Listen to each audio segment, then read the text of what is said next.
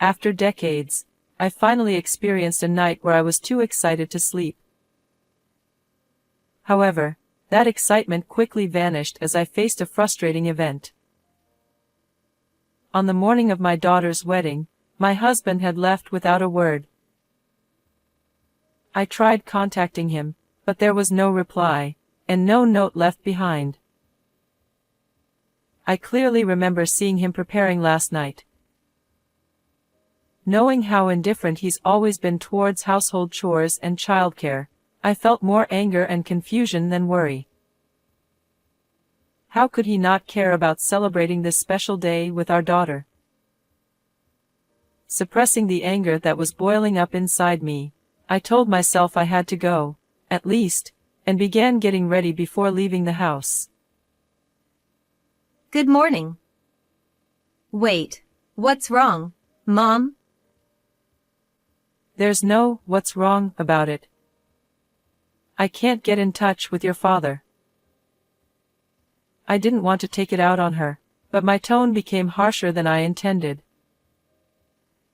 The anger reignited, and I called my husband again in a fit of frustration. The phone rang endlessly, longer than I had ever experienced in my life. As I counted the rings, 3, 4 times, my anger grew with each one. But I wasn't about to hang up. Finally, on the 8th ring, he picked up. What is it? With just those words, my anger reached its peak. What do you mean, what is it? Where are you? I'm at work. A last-minute business trip came up, and I had to rush out.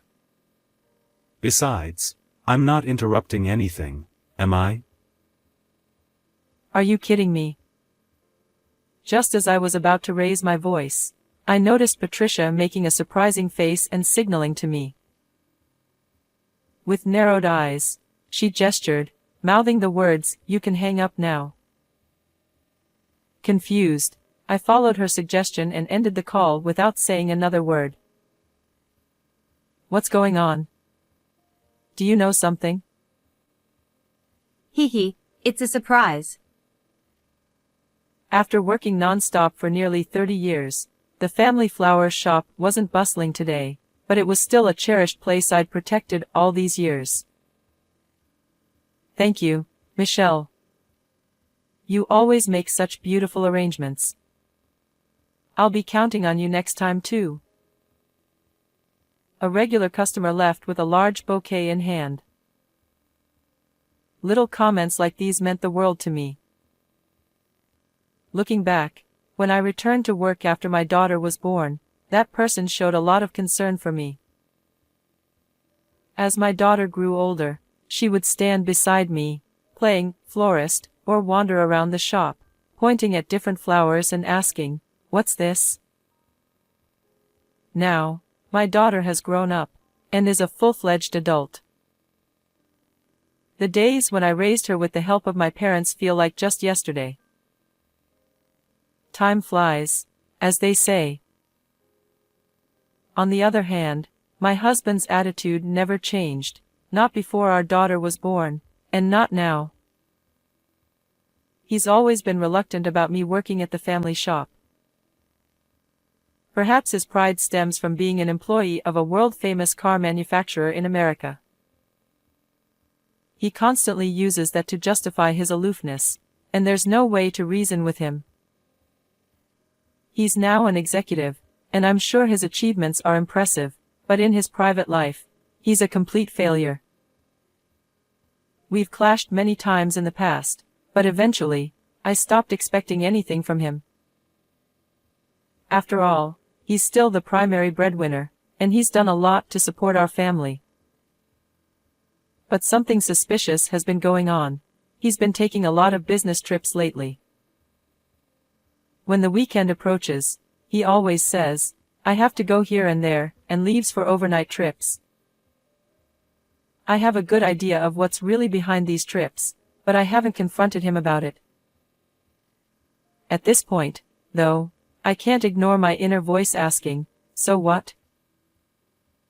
I lost any lingering affection for him long ago. Even if he's out playing around somewhere, the thought doesn't hurt me anymore. Given all this, it's no surprise that Patricia, who grew up watching her workaholic father, doesn't feel close to him. She once told me that her feelings about him were similar to mine. One day, Patricia told me, "I'm bringing my boyfriend over soon," and I felt my heart race. She was finally getting married. I'd heard about him before, and I had a general idea of what kind of person he was. I hadn't met him yet, so I couldn't be sure, but from what I'd heard, he seemed like a decent guy. That made me even more excited. But there next to me was my stern-faced husband, Ken. Who is this guy? I haven't heard about him. Yes, you have. I've mentioned him several times. You just weren't listening. Patricia was right. We'd talked about him plenty at the dinner table during the week. That was when I first learned about her boyfriend as well. So, where's he from? What does he do for work? I knew the answers to those questions already because I had been paying attention to her. On the day of the meeting. Nice to meet you. My name is Danny Carey. Welcome. I've heard so much about you. Thank you for always taking care of my daughter. Come on in, make yourself at home. My husband didn't even show his face, let alone say a word. He must have thought sitting in the back of the house was the proper way for a father to act. I didn't mind if he wanted to do that, but I wished he had at least helped out with raising our daughter. Knowing everything, I couldn't help but find it both ridiculous and deeply embarrassing. As expected, my husband sat cross-legged in the back, performing the role of the old-fashioned stubborn dad. The table, set with special tea and snacks, was lively, except for him. We mainly talked about Patricia's childhood. She was like this at that age, in high school. She did that, just light-hearted stories. Patricia's face remained flushed the entire time. As for Danny, he seemed just as decent as Patricia had described, and made a great impression. After a while, my husband finally spoke up. What do you do for work? I work for an IT company.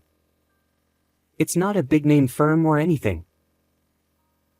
What's your income? He's stable enough to live on his own already. He said he didn't want to burden Mom. The moment he heard that, my husband's face, seated next to me, visibly changed. As an executive, he didn't miss the tiniest details hidden in people's words. He didn't want to burden Mom. Does that mean he was raised by a single parent? Hey, that's rude. No, it's okay. It's true. Well, that says a lot about where you come from. Are you sure about this? I nearly fainted at the sheer rudeness of his words. I hadn't intended to criticize him for playing the stubborn dad. But after hearing those words, there was no way I could stay silent. I stood up, driven by impulse, and shouted in a voice even I didn't recognize. How could you say such a thing? That's beyond inappropriate. Even my husband seemed taken aback for a moment, but he quickly regained his usual stern demeanor and had the audacity to retort. But it's true. Has he even had a proper education? Enough. Apologize to Danny. My husband has always been like that. He's a firm believer in academic elitism, and that's why he still looks down on me for not going to college. The fact that I took over the family flower shop was never the real issue. He likely stopped trying to see any value in me a long time ago. I could only imagine what Danny felt, having his past dug up like that. But when I turned to look at him after saying my piece, I was surprised to find that he was calm, even concerned about me. How could this be? I wondered as the anger momentarily subsided, and then he spoke up. It's all right. Thank you for standing up for me. Oddly enough, his words didn't carry any trace of hesitation or reproach. I knew I shouldn't have brought him over while Dad was here. Patricia muttered under her breath, and perhaps her words struck something in my husband's heart as well. He sat there, sulking, without saying another word. With a little over a month left until the wedding, I was filled with both excitement and growing anxiety. The source of my worry, of course, was my husband, Ken. Since then, Danny had come over a few times to help Patricia prepare for the wedding, but my husband refused to open up or even show his face. Instead, he continued to grumble when our daughter wasn't around. What exactly is he so dissatisfied with? He's pleasant, has a straightforward personality, and leads a stable life. His academic background isn't bad either. Had he earned more than me, my husband would have complained about that as well. Is it really that troubling to him that he grew up in a single-parent household? When it comes to child rearing, our situation is almost identical. I just wanted him to avoid causing any trouble until the ceremony concluded peacefully. With that sole thought in mind, I finally decided to confront my husband. No matter what you say or how much you dislike it, I will trust the person Patricia believes in. You have no right or authority to decide anything here, and you're not qualified to. Whatever success you may have at work doesn't apply at home. So, at the very least, be quiet until the wedding is over. My husband just let out a scoff, saying nothing. I have no idea how effective my words would be, but given his behavior up to this point, I had to drive the point home. I refuse to let petty squabbles ruin the most radiant day of my daughter's life. The night before the wedding, I saw my husband stationed in front of the closet, spending an unusually long time picking out his clothes. Watching him from outside the room, I felt relieved. For all his grumbling, skipping our daughter's big day wasn't an option. It's absurd to feel this relieved over something so obvious, something I never imagined would be an issue. And then, the day arrived. I woke up from a restless night, the excitement I hadn't felt in years overcoming the lingering drowsiness.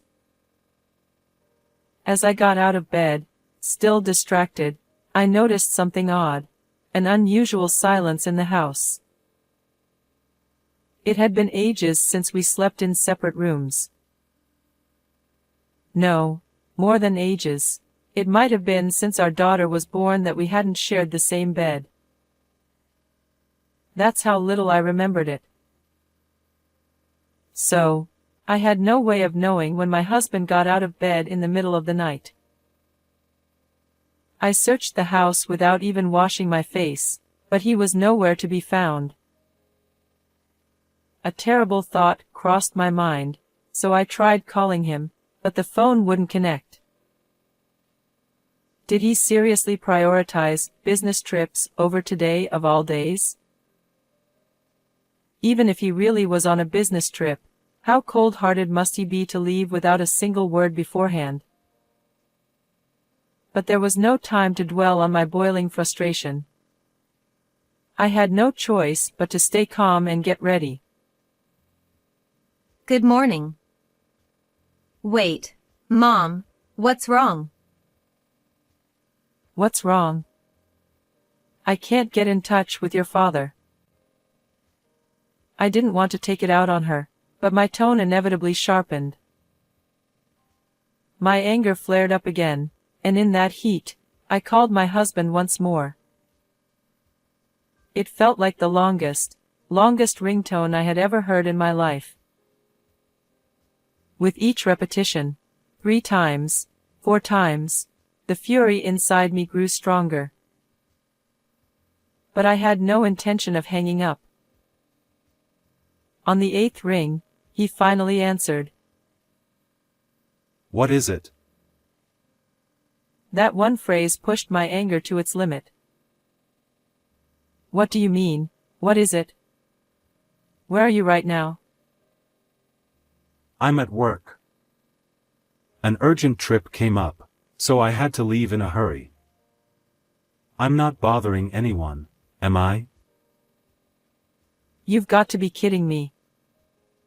Just as I was about to raise my voice, I caught sight of Patricia giving me an unexpected look and signaling something with her eyes.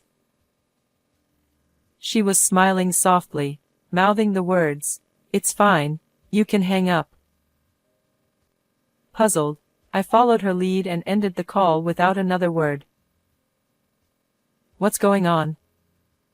Do you know something? She giggled. It's a surprise. The letter to the bride and groom was being read aloud, but my mind was elsewhere. The words that would normally bring me to tears weren't registering at all. The couple, on the other hand, listened intently, their faces clearly moved even if they weren't crying. All I felt was a deep sense of guilt toward Danny and his mother. Before the ceremony began, Patricia had asked me to call her father when it was time for her speech. That moment was approaching fast. Since she had mentioned a surprise, I could only guess that something was in the works, but I had no clue what it might be. Patricia stepped up to the podium. As the staff adjusted the mic, she shot me a meaningful glance and nodded. That must have been the signal. With no other option and no time to think, I did exactly as Patricia had instructed. Calling it a surprise made it sound exciting, but honestly, I felt more like I was being strung along without knowing anything. I didn't feel irritated, but it was undeniably perplexing. Everything seemed just slightly off, as if I were witnessing some kind of performance that only resembled a wedding. Didn't I say I was at work? Stop calling me. My husband grumbled on the other end, but I ignored him and put Patricia's letter to us, her parents, on speakerphone. If I trusted Patricia, then surely the answer to all of this lay in her words. I met someone truly wonderful. Kind-hearted, deeply understanding, and always considerate. To Danny's mother, who raised such a person, and to his father, who is here with us today, I extend my deepest gratitude. His father is here. When I greeted them earlier, I had only met Danny's mother. And I had heard that he was raised in a single-parent household. I wondered if I'd misheard. And now, Patricia continued. We'd like to introduce our special guest, Joe Sheen. Please come on stage. What? My husband and I had the same reaction. We were speechless. Joe Sheen, the CEO of Sheen Motors? That's the president of my husband's company. Thank you all for coming today to celebrate the union of the bride and groom. I am Joe Sheen, the biological father of the groom, Danny. Please give the couple another round of applause. Wait. What did he say? Joe? Biological father. My husband, clearly bewildered on the phone, was struggling to make sense of the situation. It's hard to imagine him flustered, but after 30 years together, I could tell he was panicking. Though he could have hung up, he seemed too stunned to even do that. After the applause subsided, Joe spoke again with a warm smile. Thank you. Now, may I ask, do any of you enjoy suspense? I see quite a few hands. In that case, the next part of this event may just captivate you. It's a small performance, nowhere near as dazzling as the bride and groom, but just a little entertainment. Ms. Michelle, could you kindly bring me that phone? My name suddenly came up. With the entire room watching in breathless silence, I hurriedly made my way to the stage. Thank you for all you've done for my husband. Should I hand over the phone while it's still connected to him? As I approached, I saw Joe up close and knew for sure. It was him. What on earth was he about to do? A wave of unease washed over me. Yes, thank you. As I started to walk back to my seat, a staff member appeared out of nowhere, quietly offering me a chair near the stage. I had no reason to refuse, so I sat down on the edge, still unsure of what was unfolding. Joe spoke into the phone. Hello, Ken. Fancy running into you like this.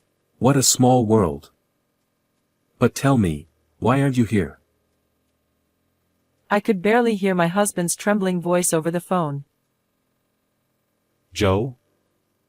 Is that you, sir? Joe's voice grew darker. Yes, the very same. So, where exactly are you, leaving your daughter's wedding behind? My husband scrambled to come up with an excuse. It's a business trip. An urgent matter came up, and I had to leave. No, it didn't. Joe cut him off. I checked before I came here. You applied for leave due to family matters, and no one assigned you any work. If you don't believe me, ask Candace. She's right there. Huh? Why is your secretary there? I came here alone. Joe chuckled. Candace. Funny, my secretary's name is Marie. I've never heard of a Candace before. Joe continued calmly, and the room, which had been silent, began to stir with whispers. I had met Joe's secretary Marie several times, so I knew her well. It seemed my husband had fallen right into a trap. And that could only mean one thing. He was having an affair. And one more thing. Marie is under suspicion of embezzling from the company. I doubt it concerns you, but if you happen to see her, please pass it along. Wait, boss. This is a misunderstanding. I'm not having an affair, and I've never touched the company's money. A faint sob escaped him. Could he really have gone so far as to commit a crime? A seed of doubt began to take root, though there was no way to confirm it at the moment. Oh, I'm sure you'll deny it all you want. But, truth be told, none of that matters. The real issue here is that you insulted my son. Your daughter told me all about it. As a man, as a father, and as a human being, you're a complete failure. That was the final blow. Watching Joe's retreating figure, I quietly realized it was all over. I'm sorry for keeping quiet, Mom. I just needed to catch him off guard at the right moment and push for a breakup. That night, after the ceremony, my daughter finally revealed the truth. She had learned about her father's misdeeds long before, back when she and Danny first got engaged. The entire wedding drama had been part of a grand plan orchestrated by Patricia, Danny, and Joe. Their goal? To publicly expose her father's affair and criminal activities and push me to decide on a divorce. First, there was his relationship with Joe's secretary, Marie. His frequent weekend business trips were all to see her. Though surprising, the fact that he was often away wasn't too much of a shock, as I had long suspected something was amiss. What hurt more was the embezzlement. This was a serious crime. According to Joe, there was already an ongoing criminal investigation, and my husband was the prime suspect. Marie had not only been his lover but had also helped him in his crimes. Mom, I want you to live more freely. You've always acted like you hated the flower shop, and meanwhile, Dad was off doing whatever he pleased. It's absurd. So now, you should do what you love. I'm married now, after all. If you put it that way. In truth, I had no lingering attachment. Being freed from the chains of disdain and neglect was a relief. Though I had been caught off guard, I was grateful for the kindness behind the plan. It was thanks to them that I made another significant life decision. Mom, where should I put this pot? Over there. Just leave it in front of the shelf, and I'll take care of it later. Though my daughter had seemed fully independent after her marriage, a few months later, she quit her job, calling it her post-wedding resignation, and asked to help out at the family flower shop.